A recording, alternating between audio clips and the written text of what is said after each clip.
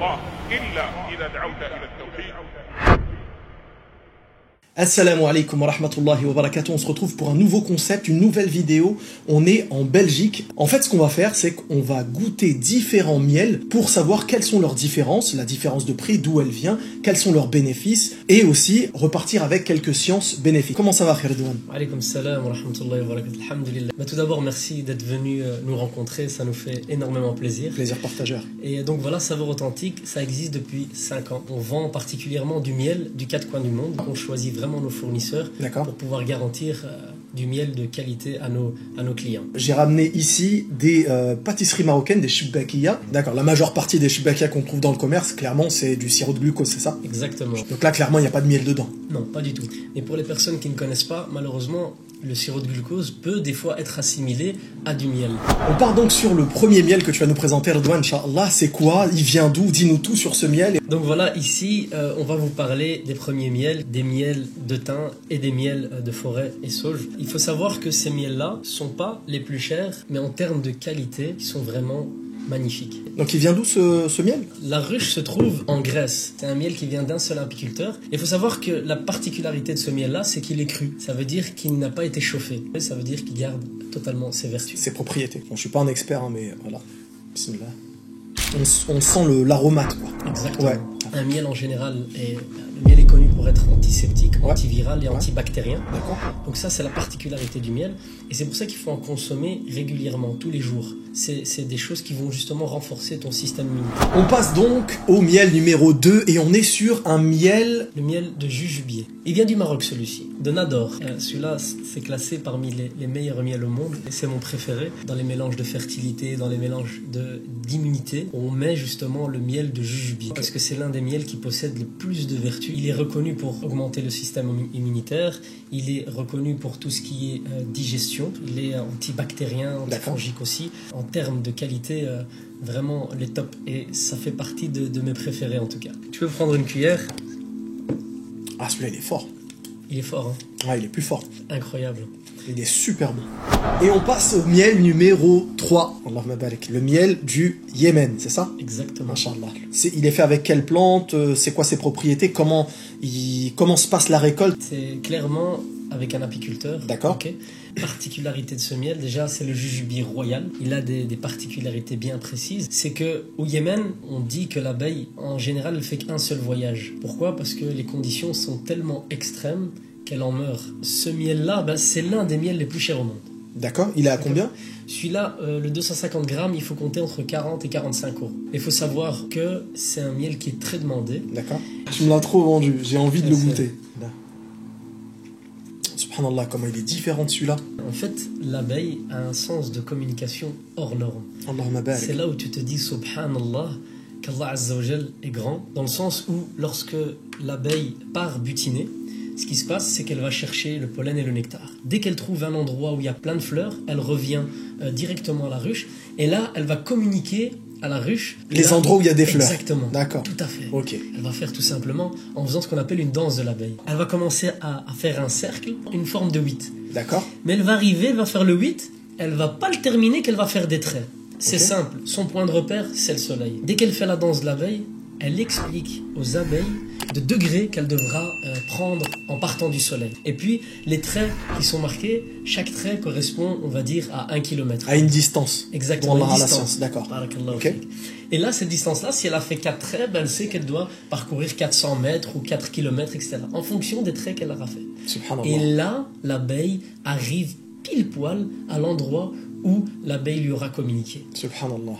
Regardez comment Allah subhanahu wa ta'ala il a enseigné à ses créatures ce qui est bon pour elles et pour qu'elles subsistent. Et c'est parti pour le miel numéro 4, un petit miel qui s'appelle Abyad du Kyrgyzstan, c'est ça? Exactement. Mais Abyad, mais il vient de quelle fleur?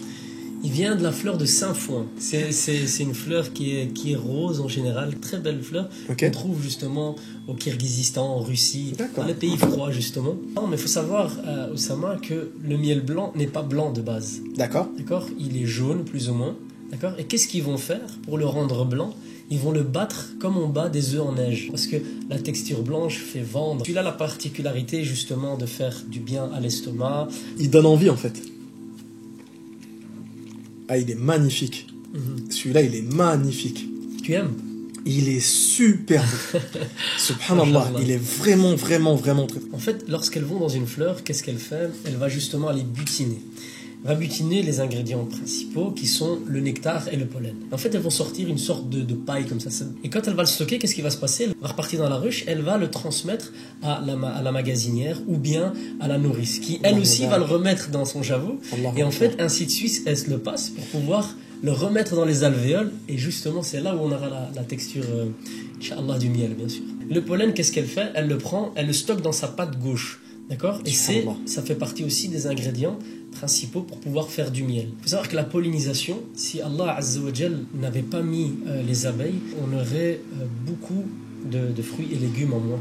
Tu as deux fleurs, une fleur mâle et une fleur femelle. La fleur femelle a une ovule et le mâle a un spermatozoïde aussi. On est parti pour le 5e et le dernier miel, et non pas des moindres, un miel qui nous vient de Nouvelle-Zélande. Ça, c'est la fleur de Manuka. Là, on est clairement sur le plus cher. Pourquoi? Parce qu'en fait, vous avez des indices, et MGO, c'est méthylglyoxal. Plus il y en a dedans, plus ses propriétés elles sont intéressantes. Exactement. On est sur quelle fourchette de prix à peu près? Ça arrive d'avoir un 250 grammes à 450 €. Est-ce que je peux le goûter? Ah oui, oui, clairement. Tous les miels d'ailleurs que l'on est en train de voir, je vous mets la description, Inch'Allah, pour que vous puissiez y accéder sans problème. Alors celui-là, subhanallah, on dirait de la confiture. Celui-là, j'ai pas eu besoin de le tourner. Bismillah. Subhanallah, il est vraiment magnifique. Justement, ça se passe comment la ruche? Comment ça fonctionne? En fait, le système, c'est simple. Il y a une seule reine, c'est la maman. Elle va, durant toute sa vie, pondre des œufs. Et en fait, il peut y avoir jusqu'à 60 000 abeilles dans une ruche. 60 000. Ouais. Subhanallah. Tu vas me dire, Oussama, s'il y a 60 000 abeilles, comment ils font pour pouvoir gérer tout ça et l'organisation? Elles sont totalement organisées, subhanallah. D'accord. Et elles ont toutes un rôle. Subhanallah. Vraiment un rôle bien précis. Par exemple, quand ils viennent au monde, elle va passer son temps à nettoyer. Elle nettoie toute la ruche. Donc elle a un rôle précis, mais en plus, selon son âge, elle va évoluer ou avoir d'autres postes différents. Exactement. Elle va commencer par faire cette étape-là, la nettoyeuse. Après, elle va être nourrice. Donc elle va commencer à nourrir les futures larves. Donc après, son troisième rôle, c'est quoi? C'est maçonne. C'est celle qui va se charger de construire la ruche. Quand je dis construire, c'est justement faire de plus en plus d'alvéoles pour pouvoir stocker plus de miel ou bien celles qui sont abîmées, etc. Refaire des autres. D'accord. Il faut savoir que dans les alvéoles sont stockés justement, il y a le couvain et il y a aussi là où on stocke le pollen et le nectar. Après, elle est magasinière. Magasinière, c'est celle qui, lorsque la butineuse va ramener du pollen et du nectar, elle va venir lui donner le magasinière. La magasinière. La logistique. Exactement. Allahu Akbar. La ilaha illallah. C'est une société. Ah, vraiment mieux qu'une société. Subhanallah. Et alors on se demande, mais qui leur a dit ça? Qui leur a dit de fonctionner de cette manière? Subhanallah. C'est Qui peut incroyable. douter d'Allah, subhanahu La wa ilaha ta'ala. illallah. Donc après, il y a aussi le fait qu'elle soit gardienne. Gardienne, celle qui se charge de surveiller la ruche. Ah ouais, d'accord. Comment elle va reconnaître en fait qu'une abeille est étrangère à une autre? Je sais pas, ses traits? Non? Son odorat? Odorat. Subhanallah.